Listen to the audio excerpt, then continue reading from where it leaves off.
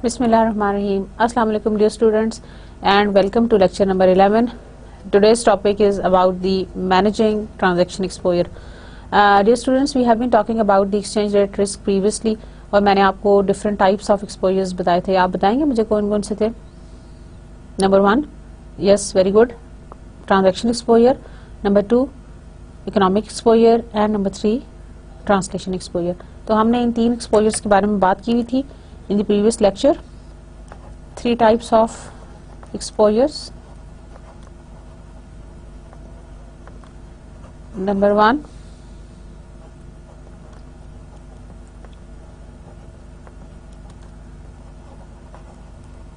transaction exposure. Number 2,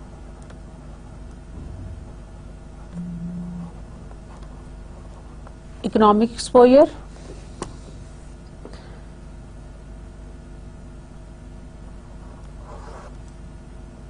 Number 3 is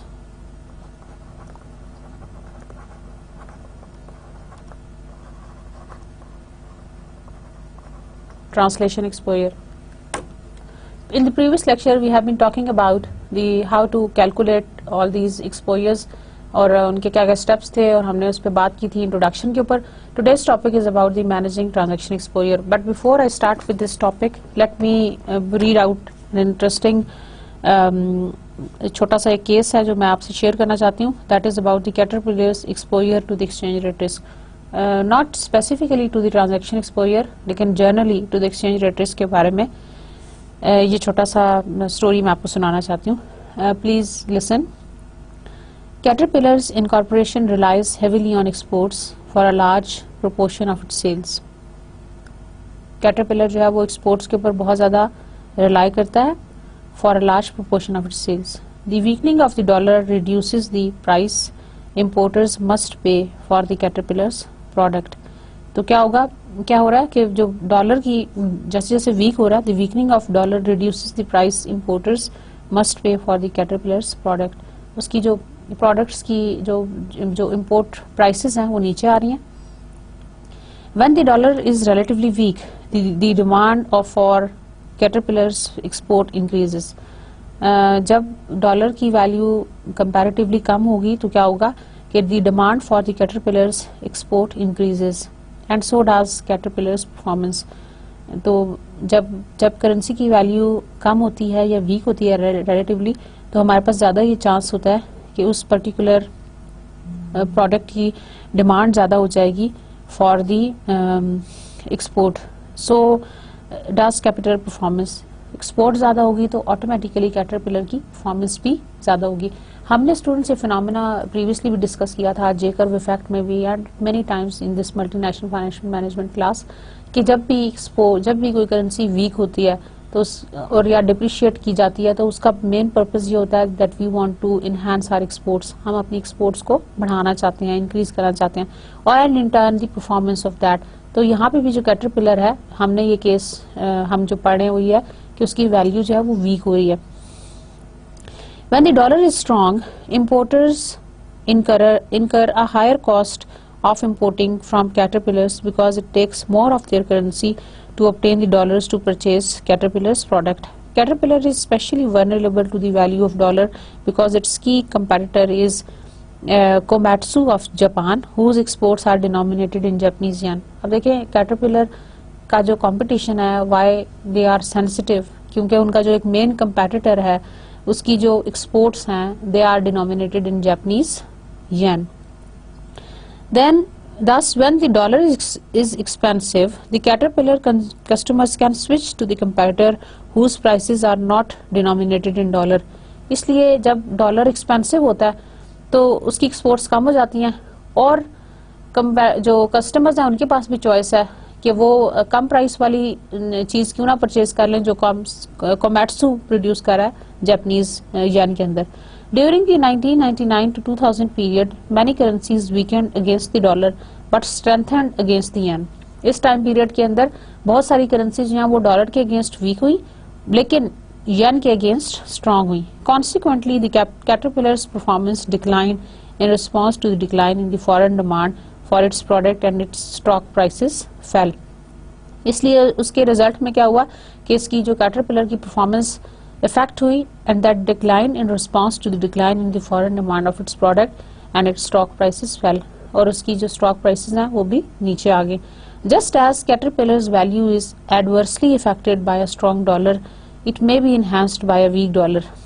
अच्छा, मजे की बात यह कि कैटरपिलर जो है वो स्ट्रॉन्ग वैल्यू ऑफ डॉलर से इफेक्ट होता है लेकिन वीक वैल्यू से इनहैंस होता है। इन 2003 the dollar declined substantially against many currencies and caterpillar performed well. जब 2003 के अंदर डॉलर की करेंसी डिक्लाइन हुई तो it performed very well.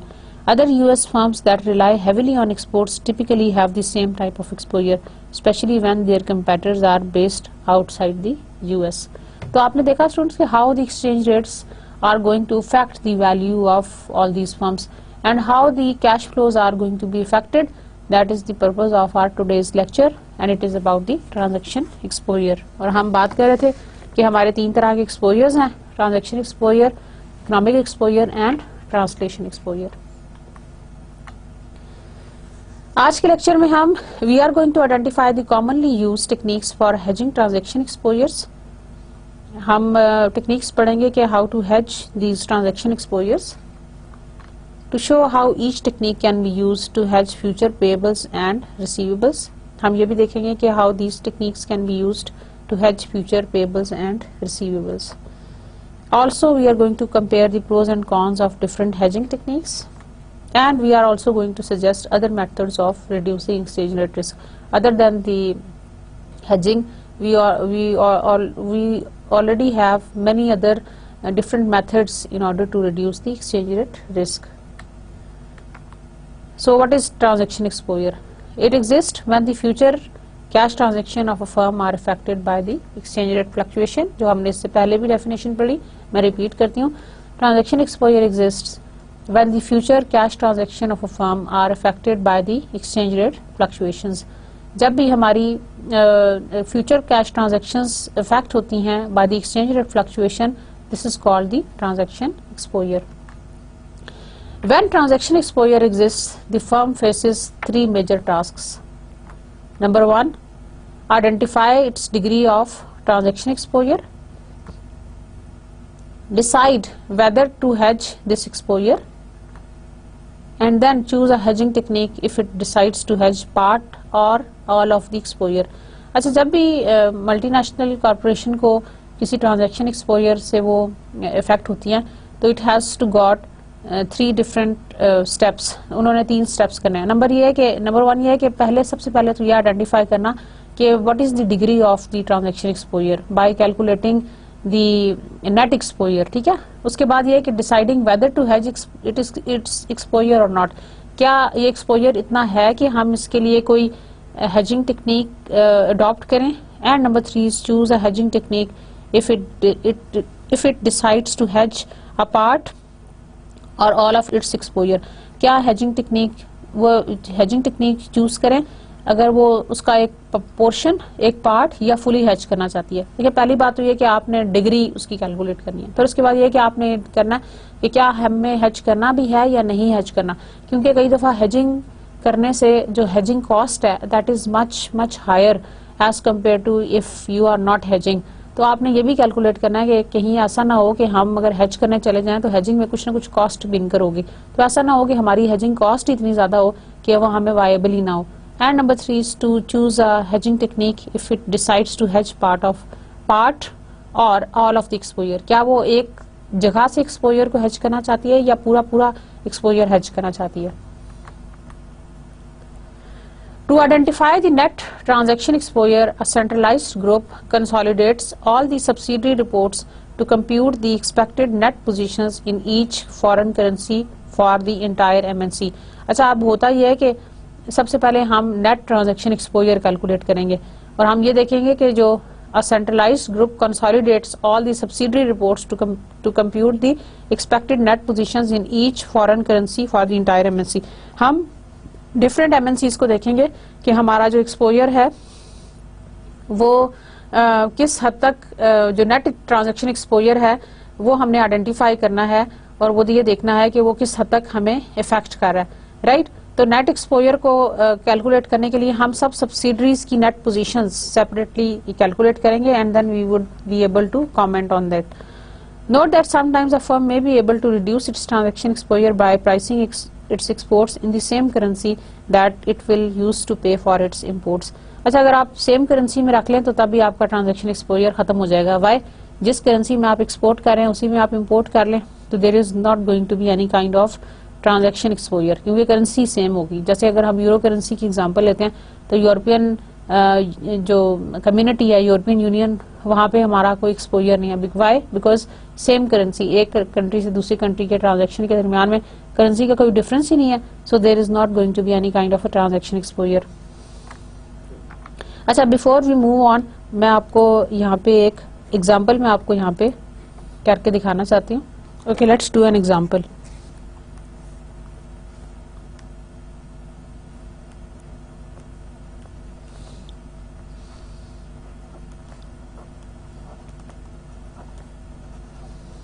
Consolidated exposure. मैं आपको ये कह रही थी कि डिफरेंट करेंसीज के अंदर जो डिफरेंट सब्सिडरीज हैं उसके अंदर एमएनसी को डिफरेंट तरह का एक्सपोजर इनकाउंटर है.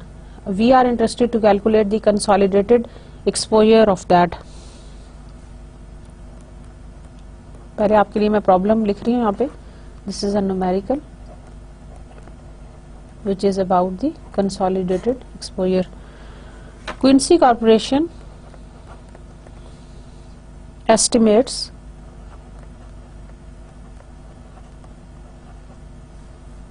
the following cash flows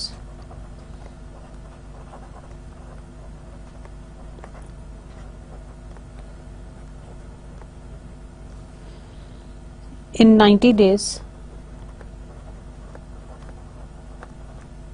90 days at its subsidiaries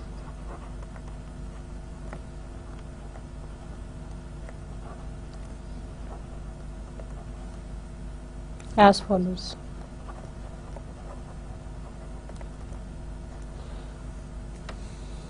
अच्छा जी, here is net position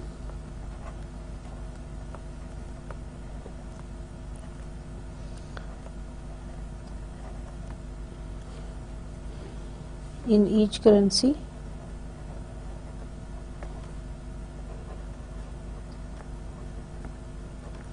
measured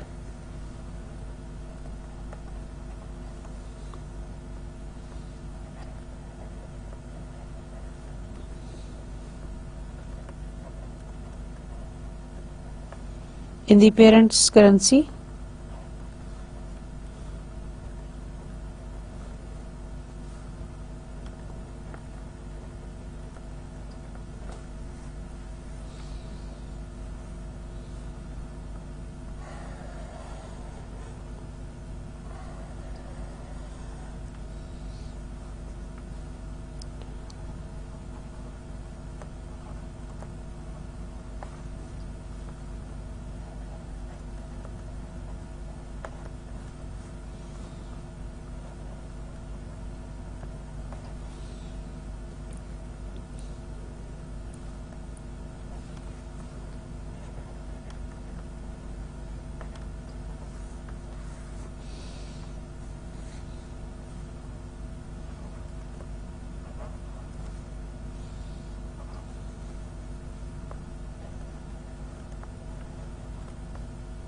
plus 100 C minus 180. Currency 2 में आ जाए minus 300 minus 40 plus 200. करेंसी 3 में आ जाए minus 100 minus 10 minus 40. You are required to determine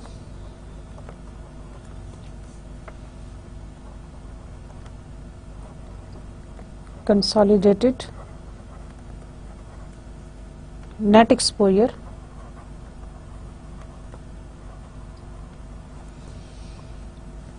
of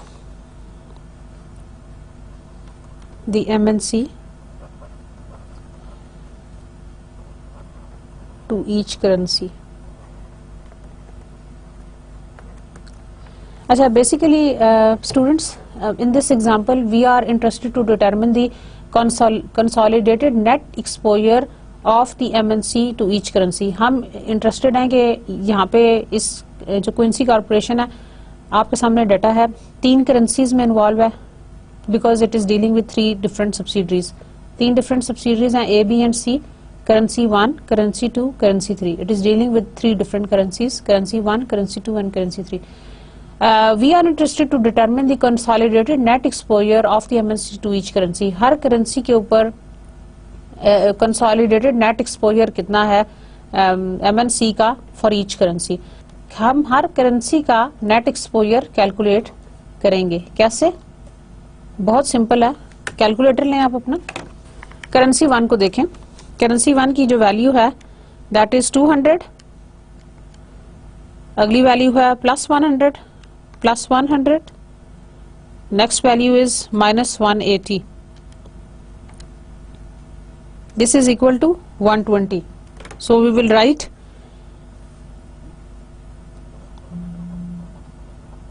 currency A is equal to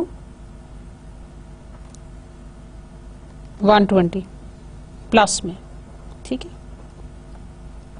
क्योंकि ये thousands of units हैं तो आप इसके आगे 3 जीरोस लगा दें, क्योंकि उन्होंने कहा कि ये जो पेरेंट्स करेंसी है that is in 100 and thousands of units, ये लगा दें. करेंसी बी का आप कैलकुलेट करें, करेंसी 2 का. करेंसी 1 का मैंने कैलकुलेट किया, करेंसी 2 का कैलकुलेट कीजिएगा. -300, -40 +200, that is equal to -140.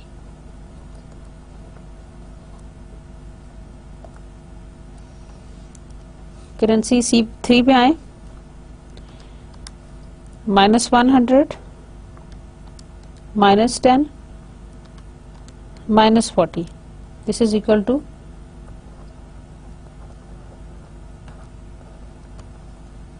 -150,000. Basically this is the consolidated net exposure of the MNC to each currency. Her currency में उसका net exposure कितना है, we have calculated it with the help of this example. So I am sure आपको अब समझ आ गई होगी कि हमने consolidated net exposure को कैसे कैलकुलेट करना है for each MNC to each currency. ठीक है ना, for MNC to each currency हमने हर करेंसी का consolidated net exposure कैलकुलेट कर लिया. Is that clear? यानी सब्सिडरी A में करेंसी 1 का क्या एक्सपोजर था, B का क्या है, C का क्या है, कहीं पे प्लस में जा रहा है, कहीं माइनस में जा रहा है, तो हम यहाँ पे ये इस बात में इंटरेस्टेड हैं कि वो नेट कितना है. ठीक है ना, तो पहला स्टेप तो ये हो गया कंप्लीट करने का कि हमने सबसे पहले ये देखना है कि हमारा कंसोलिडेटेड नेट एक्सपोजर कितना है. जो उसके बाद अगला स्टेप आएगा, उसके अंदर हम हेजिंग टेक्निक्स यूज करेंगे, डिफरेंट हेजिंग टेक्निक्स यूज करेंगे, और फिर हम डिसाइड करेंगे कि whether to hedge all of its exposure और नॉट, या क्या उसको सारे को करना चाहिए या सिर्फ पार्ट ऑफ द एक्सपोजर को करना चाहिए. So these the hedging techniques that are being used for the transaction exposure include future hedge, forward hedge, money market hedge and the currency option hedge. These are the different hedging techniques which can be used in order to eliminate the transaction exposures. MNCs will normally compare the each cash flows that would be expected from each hedging technique before determining which technique to apply. अच्छा, हम before we apply any sort of hedging technique हम ये देखना चाहेंगे कि we are going to compare the cash flows that would be expected from each hedging technique before determining which technique to apply. यानी हर technique से, जैसे कि लिस्ट में है, फ्यूचर हेज इस्तेमाल करें, फॉरवर्ड हेज इस्तेमाल करें, मनी मार्केट या currency option hedge, which technique to use, it largely depends on कि किस टेक्निक से कितना कैश फ्लो हमें मिलेगा, और हमें उस जो हमें कैश मिल रहा है, कैश फ्लो है, वो हम एक दूसरे के साथ कंपेयर करेंगे, एंड डेफिनेटली जहाँ पे हमें बेनिफिट ज्यादा नजर आएगा we would go for that particular technique. तो इन 4 टेक्निक्स में से आप चूज करेंगे to which technique to follow on the basis of the cash flows that these techniques are generating for you. Number 1 is futures and forward hedges. A futures hedge uses currency futures while a forward hedge uses forward contract to lock in the future exchange rate. Future hedge क्या होता है? Future hedge uses currency future contracts while the forward hedge uses the forward contracts to lock in the future exchange rate. तो future hedge जो है वो future currency futures को इस्तेमाल करेगा, whereas the forward hedge is going to use the forward contract in order to lock in the future exchange rate. Recall that forward contracts are commonly negotiated for large transactions while the standardized future contracts tend to be used for smaller amounts. जैसा कि students हमने जब आपको याद होगा जब हमने currency derivatives का चैप्टर शुरू किया था तो मैं आपको ये बताया था कि फॉरवर्ड कॉन्ट्रैक्ट्स जो हैं they are normally negotiated for large transactions, और ये basically it is a 1-to-1 और a customised relationship between you and a commercial bank, whereas जो फ्यूचर कॉन्ट्रैक्ट्स हैं they are standardised and they tend to be used for the smaller amounts. So forward contracts are commonly negotiated for large transactions, whereas standardized future contracts tend to be used for the smaller amounts. To hedge future payables or receivables, a firm may purchase or sell currency futures or negotiate a forward contract to purchase the currency forward. अच्छा student, do not get confused by this statement. आप जो brackets वाले हैं वो ना पढ़ें जब while you are reading it. एक दफा आप ब्रैकेट्स वाले ना पढ़ें और एक दफा जो ब्रैकेट से पहले वाला एक वर्ड है ना आप उसको ना पढ़ें और उसको दूसरे के साथ पढ़ें. जैसे मैं आपको दोबारा पढ़ के देती हूँ. To hedge future payables, a firm may purchase currency futures or negotiate a forward contract to purchase the currency forward. Payables को जब भी आपने hedge करना है तो you are going to purchase the currency futures या forward contracts, the currency forward. ठीक है ना. तो जब भी आपने hedge करना है payables को तो you are going to purchase the currency future contracts and the currency forward contracts. और जब भी आपने receivables करने हैं, जब hedge करना है आपने receivables को तो you are going to sell them. अब समझ आइए. अब दोबारा पढ़ते हैं. To hedge future receivables, अब payable को मैंने छोड़ दिया, skip किया. To hedge future receivables, payables को मैं नहीं पढ़ूंगी. A firm may sell currency futures or negotiate a forward contract to sell the currency forward. Receivables के लिए हम sell करेंगे forward contract और future contract को, जबकि payables के लिए we are going to purchase or buy these contracts. The hedge versus no hedge decision can be made by comparing the known result of hedging to the possible results of remaining unhedged and taking into consideration the firm's degree of aversion. आप hedge करना चाहते हैं या आप hedge नहीं करना चाहते. Hedge versus no hedge decisions can be made. किस तरह से हो सकते हैं? By comparing the known result of hedging to the possible results of remaining hedge.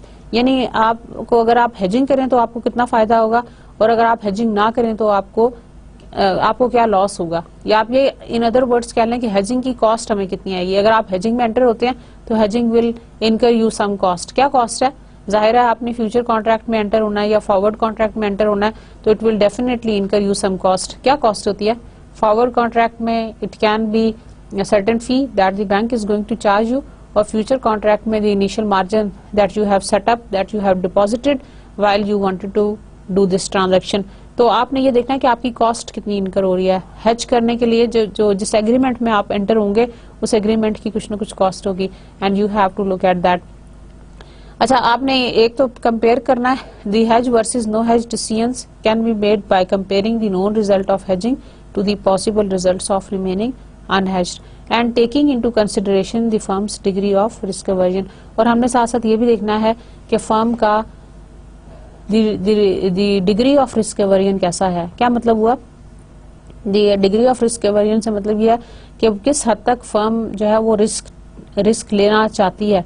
क्या फर्म रिस्क अवॉइड करना चाहती है या क्या फर्म रिस्क लेना चाहती है। Is the firm risk averse, किस हद तक फर्म रिस्क एवर्स है। कुछ लोग हाईली रिस्क एवर्स होते हैं, कुछ लोग कम होते हैं। ट्रेडिशनली थोड़ा सा हटके इस स्लाइड से, ट्रेडिशनली ऑल दी मैनेजर्स और the investors they are risk averse. क्या मतलब है कि they expect to have an increase in the return whenever there is an increase in the risk. They expect to have an increase in the return whenever they increase the risk. यानी they expect के higher the risk, higher is the expected return. आप कितना expect करते हैं कि अब जैसे आपने मेहनत की, अपना पेपर आपने बहुत अच्छा प्रिपेयर किया एंड यू एक्सपेक्टेड कि आपके 80 मार्क्स आएंगे, ठीक है। एक और स्टूडेंट है, उसने भी इतनी मेहनत की, वो कहता है मेरे तो 90 आने चाहिए। एक और स्टूडेंट है, वो कहता है कि मैंने भी बहुत मेहनत किया, और आप तीनों ने, फॉर एग्जांपल आपने एक जितनी मेहनत किया, वो कहता है मेरे 95 आने चाहिए। इसका मतलब एक्सपेक्टेशंस हर एक की डिफरेंट है।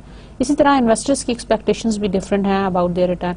तो डिग्री ऑफ रिस्क एवर्जन वो वेरी करती है, कुछ लोग कम रिस्क लेना चाहते हैं, कुछ लोग ज्यादा रिस्क लेना चाहते हैं। तो hedge versus no hedge decision इस बात पे डिपेंड करता है। Now the real cost of hedging measures the additional expenses beyond those incurred without hedging. So the real cost of hedging measures the additional expenses beyond those incurred without hedging. अगर आप hedging नहीं करते तो आपकी क्या expenses हैं, जो additional expenses हैं, that is called the real cost of hedging, and this is equal to real cost of hedging payables is equal to nominal cost of payables with hedging minus nominal cost of payables without hedging. With hedging और without hedging का जो difference है that is the real cost of hedging payables, और receivables के लिए formula उल्टा है, that is real cost of hedging receivable is equal to nominal revenues received without hedging minus nominal revenues received with hedging. आप अपनी real cost of hedging को calculate करते हो with the help of these two formulas, either to hedge payables और receivables. When you want to hedge payables, the real cost of hedging payable is equal to nominal cost of payables with hedging minus nominal cost of payables without hedging. Similarly, the real cost of hedging receivable is RCHR is equal to nominal revenues received without hedging minus nominal revenues received with hedging. Now the futures and the forward hedge. If the real cost of hedging is negative, then the hedging is more favorable than not hedging. अगर real cost of hedging negative में उसकी value आती है तो then hedging is more favourable than not hedging. Basically students ये आप कह लें कि ये पॉइंट्स हैं, या ये आप ये कह लें कि ये कैलकुलेशन की बेस के ऊपर हमने ये डिसाइड किया हुआ है कि अगर हमारी real cost of hedging negative आएगी तो then we are going to, इसका मतलब ये है कि hedging is more favourable than not hedging. To compute the expected value of the real cost of hedging, first develop a probability distribution for the future spot rates, then use it to develop a probability distribution for the real cost of hedging. अच्छा, अब इसमें हम different steps करेंगे जो कि मैं आपको slides के ऊपर दिखाती रहूंगी। Number 1 is to compute the expected value of the real cost of hedging. सबसे पहली चीज आपने ये करनी है कि you are going to calculate the value of the real cost of hedging, और फिर आपने डेवलप करना है the probability distribution for the future spot rate. Future spot rate का प्रोबेबिलिटी डिस्ट्रीब्यूशन आपने बनाना है, और फिर आपने उस प्रोबेबिलिटी डिस्ट्रीब्यूशन को यूज करना है for calculating the real cost of hedging. कैसे, ये देखें, लेट सपोज इस सारे फिगर को देख के आपने परेशान नहीं होना, this is very simple, I am explaining you the real cost of hedging for each pounds in payables. The first column represents the probability, number 2 is nominal cost with hedging and nominal cost without hedging, and this is the real cost of hedging. ये देखें, ये हमें probabilities given है, these are the nominal costs with hedging and these are the nominal costs without hedging, right? And this is the real cost of hedging. Real cost of hedging कैसे calculate हो रही है? इन दोनों के difference से, nominal cost of with hedging minus nominal cost without hedging. आपको याद है फार्मूला पेबल्स का? ये देखें, पीछे जाते हैं, ये है nominal cost of payables with hedging minus nominal cost of payables without hedging, ठीक है ना। तो इन दोनों को हम माइनस करते जाएंगे। कैलकुलेटर अपना लें, पहले से 5 प्रोबेबिलिटी से शुरू करते हैं। 1.4 माइनस 1.3 0.1 कंफर्म हो गया। नेक्स्ट पे आए, 1.4 माइनस 1.32 0.08 कंफर्म हो गया। 1.4 माइनस 1.34 0.06 1.4 माइनस 1.36 0.04 1.4 माइनस 1.38 1.4 माइनस 1.38 0.02, फिर 15 प्रोबेबिलिटी पे 1.4 माइनस 1.4 इज इक्वल टू 0,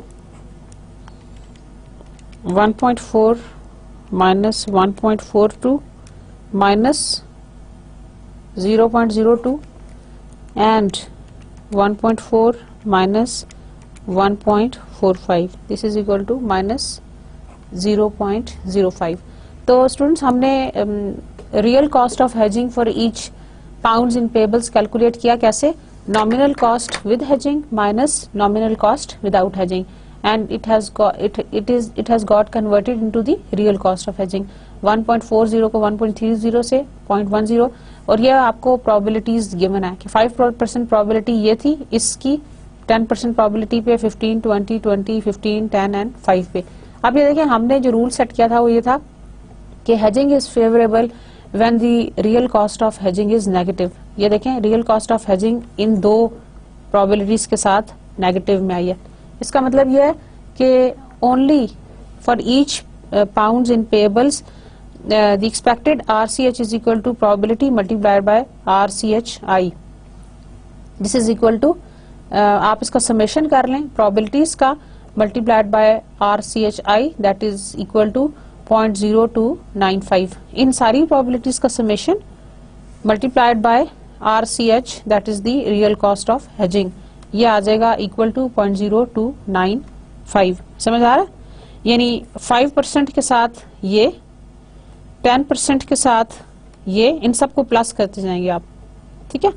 15% के साथ ये 0.06, 20% यानी आप लिखेंगे 5% ब्रैकेट में लिखेंगे 0.10 पे लिखेंगे प्लस 10% ब्रैकेट में लिखेंगे 0.08, यहां से लिया मैंने ये, ठीक है। फिर लिखेंगे अगली प्रोबेबिलिटी ये 15%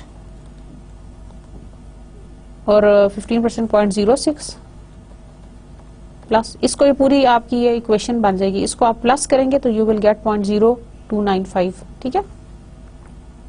ये देखें स्टूडेंट्स, हमारे पास सिर्फ ये 0 to 5 और 10, ये जो आपको ब्लू में नजर आ रहा है, 15% प्रोबेबिलिटी है that we are going to hedge. There is a 15% chance that the real cost of hedging will be negative. हमारे पास सिर्फ 15% चांस है कि real cost of hedging will be negative. हमने ये कहा था कि हम प्रोबेबिलिटी डिस्ट्रीब्यूशन बनाएंगे। The real cost of hedging for each pounds in payables आपके सामने, there is only for 15% chance. 15% chance कहाँ से आपने निकाला है? ये this is, there is only 15% chance that the real cost of hedging is going to be negative. Now the futures and the forward hedge. If the forward rate is an accurate predictor of the future spot rate, the real cost of hedging will be 0। यानी देखें, अगर आपने जो predict किया है, if the forward rate is the accurate predictor of the future spot rate, जो forward rate है वो accurate predictor है of the future spot rate, then the real cost of hedging will be 0। उसके दरम्यान में अगर कोई difference ना आए, हमने उसी डिफरेंस की मदद से तो कॉस्ट निकालनी है। अगर उन दोनों रेट्स के दरमियान में डिफरेंस नहीं होगा, then the real cost of hedging will be zero. And if the forward rate is an unbiased predictor of the future spot rate, the real cost of hedging will be zero on average. इसी तरह से अगर जो forward rate है that is the unbiased predictor of the future spot rate, then the real cost of hedging will be again zero on average. Now we come to the money market hedge. What is the money market hedge? A money market hedge involves taking a money market position to cover a future payables or receivable position. Money market hedge में होता यह है कि it involves taking a money market position in order to cover a future payables or receivable positions. For payables क्या करना चाहिए? Borrow in home currency, invest in foreign currency. For receivable, borrow in foreign currency and invest in home currency. अच्छा, जो पहला step है pebbles के लिए जिसमें हमने ये कहा कि बोरो इन होम करेंसी, मैं आपको ये भी बताऊंगी एग्जांपल के साथ, इलस्ट्रेशन के साथ, that how we are going to do it and how we are going to get the difference benefit of the net difference that we want to originate. Borrow in home currency, this is optional. Invest in foreign currency, that is compulsory. For receivable, borrow in foreign currency, compulsory. Invest in home currency is optional.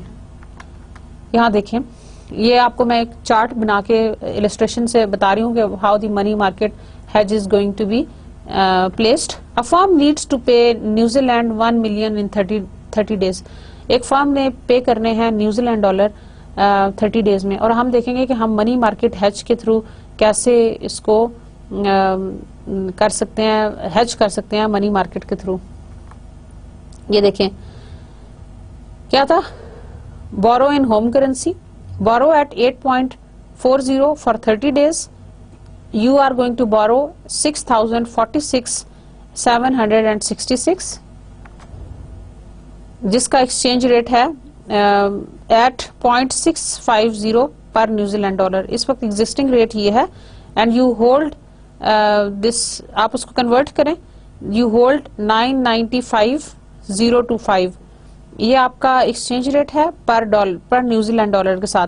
तो आपके जो पर New Zealand आपके जो है dollar वो ये बनते हैं, dollar 0.65 is equal to 1 New Zealand dollar. ठीक है ना, यानी डॉलर की करेंसी का ये एक्सचेंज रेट चल रहा है इस वक्त, एक्सचेंज एट 0.65 पर न्यूजीलैंड डॉलर, यानी 0.65 dollar is equal to 1 New Zealand dollar. ठीक है ना.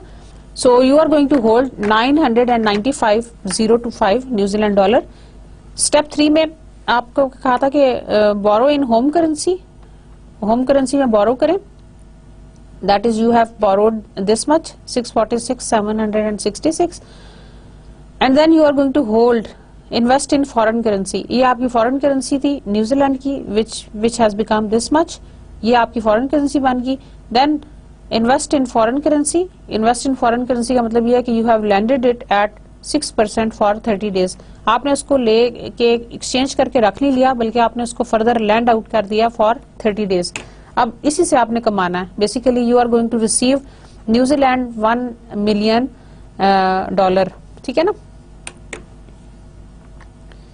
एक्सचेंज रेट इस वक्त अब आ गया 0.6513, that has appreciated the New Zealand dollar and now you can pay this 651 293.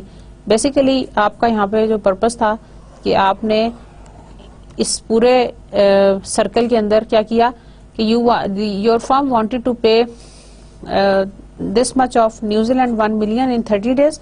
आपने बोरो in home currency, borrow in home currency ये पहला स्टेप था, borrow in home currency.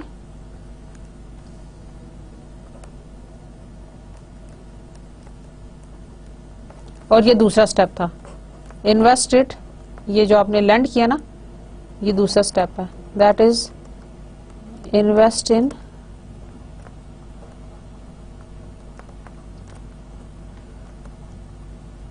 So you are ultimately going to get 1 million of New Zealand dollar. आपने देखा कि हम this is the money market hedge. This is called with the help of borrowing and lending.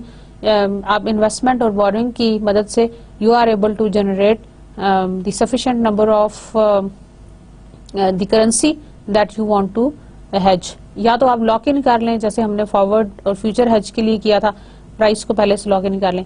दूसरा तरीका यह है कि money market hedge को यूज कर लें, यानी borrow in home currency and invest in foreign currency in order to repay payables के लिए आपकी ये स्ट्रेटेजी होगी. तो ये भी वर्कआउट कर सकती है अगर आप फॉरवर्ड या फ्यूचर हेज के ऊपर ना जाना चाहें. Similarly, if a firm expect to receive 400,000 in 90 days, तो क्या होगा? Borrow in foreign currency, Singapore dollar में आपने करेंसी में बोरो किया जिसका एक्सचेंज रेट ये है, और then invest in home currency, land at 7.20 for 90 days. 90 days में ही आपने पेमेंट करनी थी, आपने 90 डेज के लिए आपने इन्वेस्ट कर लिया, लेकिन वो होगा आपका होम करेंसी के अंदर. ठीक है ना? आपने यहाँ पे उलट हो गया, borrow at the foreign currency and invest in home currency. हमारा पेबल्स में borrow in home currency and invest in foreign currency था. रिसीवेबल्स में I repeat borrow in foreign currency and invest in home currency. यहाँ पे हमारे पास opposite है. ये देखें, the firm is going to receive $219, उसको आप कन्वर्ट करें एक्सचेंज रेट पे 0.5489 पे जो कि एग्जिस्टिंग है. You can pay 400,000 4 lakh Singapore dollar to a company. So basically ये आपको अगर ये एक्सपेक्ट टू रिसीव है और यू कैन सी के एडवर्सली इफेक्ट हो सकता है, तो आप उसको पहले से ही मनी मार्केट हेज के through you can safeguard your investment. So this was about the money market hedge. If the interest rate parity holds and the transaction costs do not exist, a money market hedge will yield the same result as the forward hedge. अगर interest rate parity है और transaction cost नहीं है तो money market has exactly वही result देगी जो आपको फ्यूचर या फॉरवर्ड हैज दे सकता है. This is so because the forward premium on a forward rate reflects the interest rate differential between the two currencies. जैसे कि आपने फॉरवर्ड एंड स्पॉट रेट के डिफरेंसेस को पढ़ा था while we were doing the currency derivatives chapter. Now the currency option hedge. What is meant by the currency option hedge? A currency option hedge uses currency calls or put options to hedge transaction exposure. We can also use the options. And what is the option? Option is the right. ठीक है ना? Option is the right, whereas future contracts, that is an obligation. Option is the right. So the currency option hedge is to use the currency calls or put options to hedge transaction exposure. And what is an option? This is the right to buy or sell a specified amount of a currency at a specified date and at a specified rate. और हमने currency options में पढ़ा था कि we have many kinds of options. We have call options and we have put options. Call options mean call is to buy, whereby the party has the right to buy a certain amount of a currency at a specified date and at a specified rate. Whereas a put option क्या होता है? Right to sell. Call option is right to buy, whereas put option is right to sell. समझ आ रहा है? So the currency option hedge uses currency calls or put options to hedge transaction exposure. Since options need not be exercised, they can insulate a firm from adverse exchange rate movement and yet allow the firm to benefit from the favorable movement. अच्छा, options need not be exercised, जैसे कि मैंने आपको बताया कि that is the right to buy or sell. तो उसका मतलब ये है कि ये बेहतर हो गए हमारे लिए ट्रांजैक्शन एक्सपोजर को हेज करने के लिए, क्योंकि अगर हम एडवर्सली इफेक्ट हुए ट्रांजैक्शन एक्सचेंज रेट से तो हम हेज कर लेंगे, अदरवाइज हम नहीं करेंगे. और फिर भी and they yet allow the firms to benefit from the favourable movement. और अगर आपको लगे कि you are being affected, you can exercise those options. यानी ऑप्शंस में स्टूडेंट्स हमारे पास बेनिफिट ही ये है कि we have got the flexibility. Options में हमारे पास फ्लेक्सिबिलिटी है. तो अगर हम देखेंगे कि हम एडवर्सली इफेक्ट हो रहे हैं तो then we are going to exercise that. और अगर हम ये देखेंगे कि हमें एक्सरसाइज करना बेहतर नहीं है क्योंकि we are not being affected, तो वी कैन मूव ऑन. तो ऑप्शंस का ये फायदा है. ट्रांजैक्शन एक्सपोजर्स को हम हेज कर सकते हैं with the help of these options. Currency options are also useful for hedging contingent exposure. What is meant by contingent? Contingent का मतलब ये है कि जो एक एक्सपोजर आपका मेन एक्सपोजर है, कंटिंजेंट का मतलब है जो उससे मुंसलिक है या उससे जुड़ा हुआ है। यानी अगर डॉलर करेंसी के साथ मेरा एक्सपोजर हुआ तो इट इज डेफिनेट कि यूरो करेंसी के साथ भी मेरा एक्सपोजर होगा। तो करेंसी ऑप्शंस जो हैं they are very useful for even the contingent exposure, या जो उसके साथ एफिलिएटेड एक्सपोजर्स हैं उनको भी हेज करने के काम आता है। Now let's have a review of the hedging techniques. To hedge payables, future hedge में हम क्या करते थे, परचेज करेंसी फ्यूचर कॉन्ट्रैक्ट्स, और रिसीवेबल्स के लिए हमने क्या किया था, to sell currency future contracts. Forward hedge में क्या किया था, in order to hedge payables, negotiate forward contract to buy a foreign currency, or to hedge receivable, forward hedge can be used to negotiate forward contract to sell the foreign currency. Money market hedge में to hedge payables, borrow local currency and convert it into foreign currency, invest till needed. Similarly, a money market hedge में to hedge receivables, borrow foreign currency, convert to local currency, invest till needed. Currency option hedge, purchase currency call options for payables and purchase currency put options for hedging receivables. Now let's come to the comparison of hedging techniques. Now we are going to compare different hedging techniques. Hedging techniques are comparable to identify the ones that minimizes payables or maximizes receivables. देखें students, हमने ये देखना है कि हम अपने payables को कैसे minimize कर सकते हैं और हम अपने रिसीवेबल्स को कैसे मैक्सिमाइज कर सकते हैं। हेजिंग टेक्निक हमने वो अडॉप्ट करनी है जिससे हम एडवर्सली इफेक्ट हो रहे हैं, और अगर कहीं पे हमें कोई करेंसी बेनिफिट भी मिलने जा रहा है in order to maximise our receivables और minimise our payables, that is basically what we want to do. So hedging techniques are comparable to identify the ones that minimizes payables or maximizes receivables. Note that the cash flows associated with the currency option hedging are not known with certainty but have to be forecasted. अच्छा, हम जब currency option hedging करते हैं तो हमें जो cash flows हैं they are not going to be, आप ये कह लें कि हमें पता नहीं होगा उन कैश फ्लोज का with certainty, but they have to be forecasted. और फिर आपने ये भी ख्याल रखना है कि जो फोरकास्टिंग टेक्निक आपने बनाई है उसके लिए या जिसके ऊपर आप रिलाई कर रहे हैं, that must be very accurate to the accuracy. जो आप प्रिडिक्शन कर रहे हैं वो बहुत ज़्यादा एक्यूरेट होनी चाहिए। जो फोरकास्टिंग कर रहे हैं आप, जो फोरकास्टिंग मेथड आप ले रहे हैं या जो फोरकास्टिंग टेक्निक आप ले रहे हैं वो बहुत ज़्यादा नियर टू रियलिटी होना चाहिए। जो कैश फ्लोज का पैटर्न आपको फोरकास्टेड मिल रहा है वो बहुत हद तक रियल होना चाहिए। Several alternative currency options with different exercise price are also usually available. Hedging policies of MNCs. अब हम बात करेंगे कि what are the different hedging policies of multinational corporations. In general, an MNC's hedging policy varies with the management's degree of risk aversion. देखें, बहुत depend करता है कि मैनेजमेंट का डिग्री ऑफ रिस्क एवर्जन कैसा है।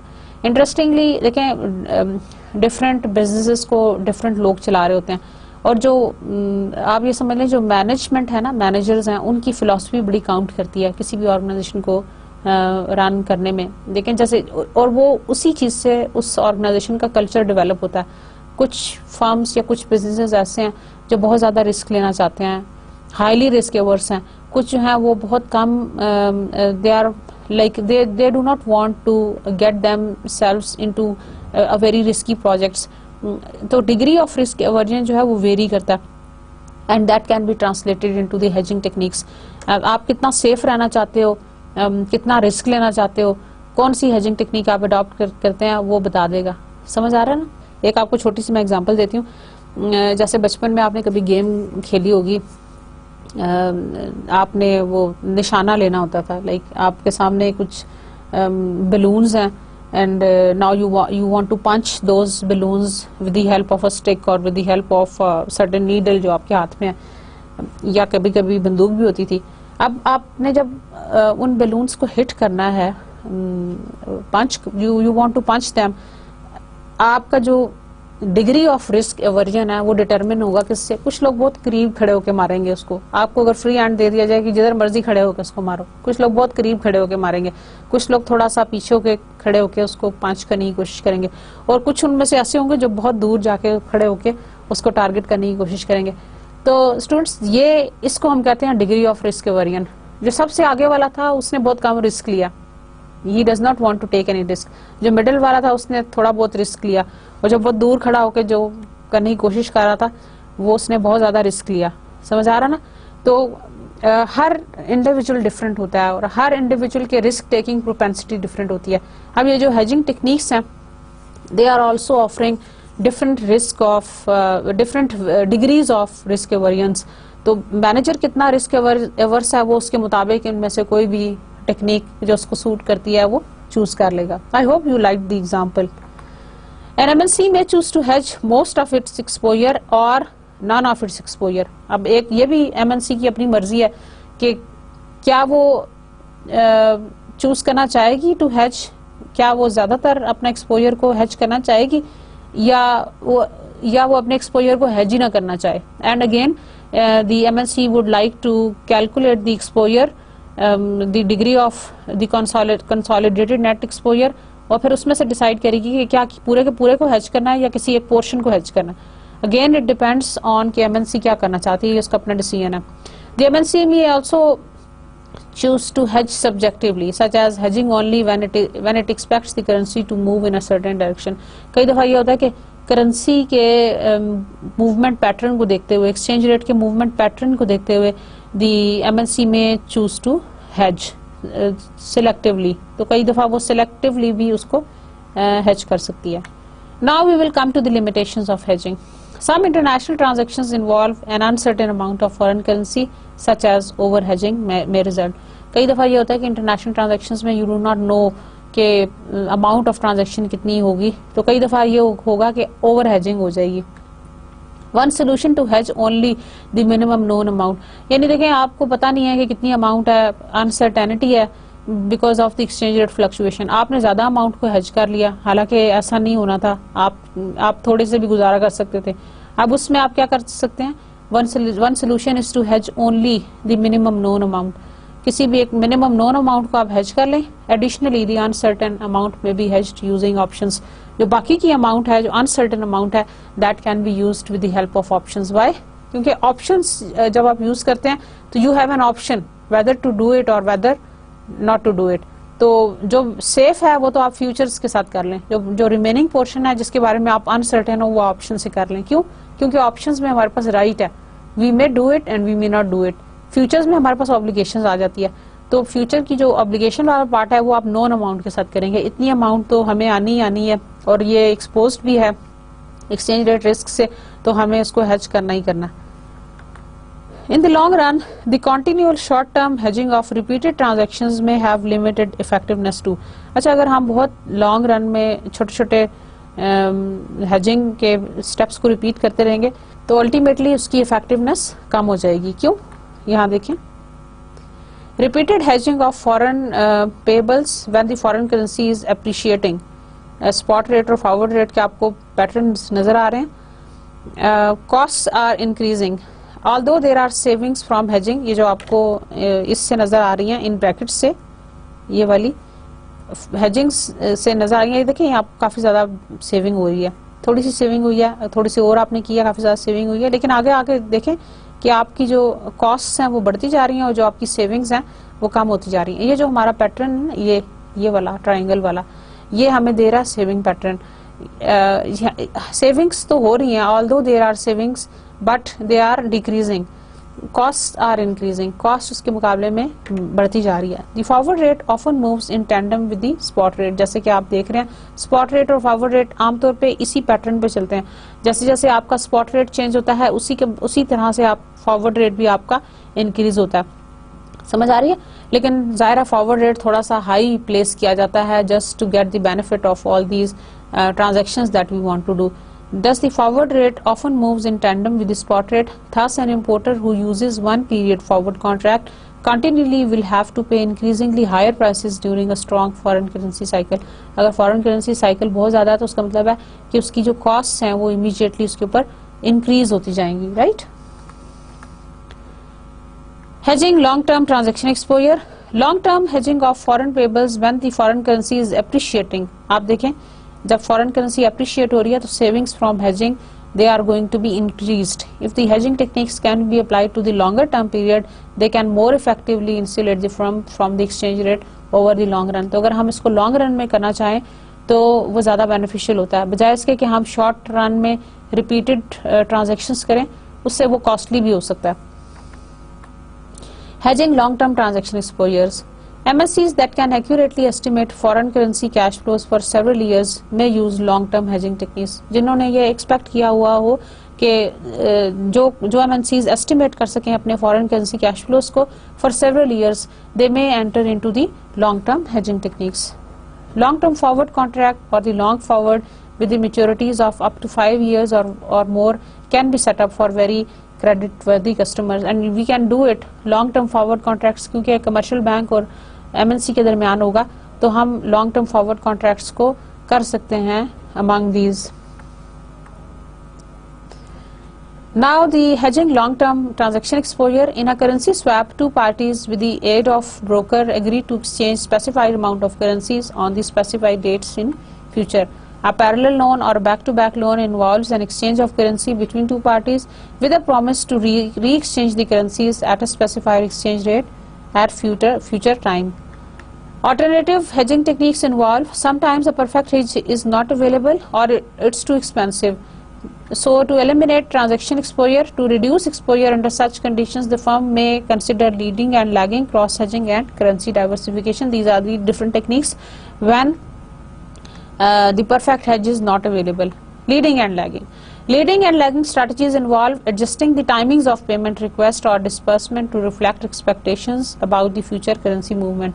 यानी कि expediting a payment is referred to as leading. आप अपनी payment को जल्दी कर दें क्योंकि आप देख रहे हैं कि exchange rate pattern ऐसा है कि you may end up paying more. While deferring a payment या आप अपनी payment को थोड़ा रोक लें कि आप देख रहे हैं कि currency का जो pattern है that might be in your favor. Cross hedging. When a currency cannot be hedged, another currency that can be hedged and is highly correlated may be hedged instead. अगर आप अपनी करेंसी में नहीं hedge करना चाहते तो किसी और जो highly correlated currency है उसके साथ आप hedge कर सकते हैं.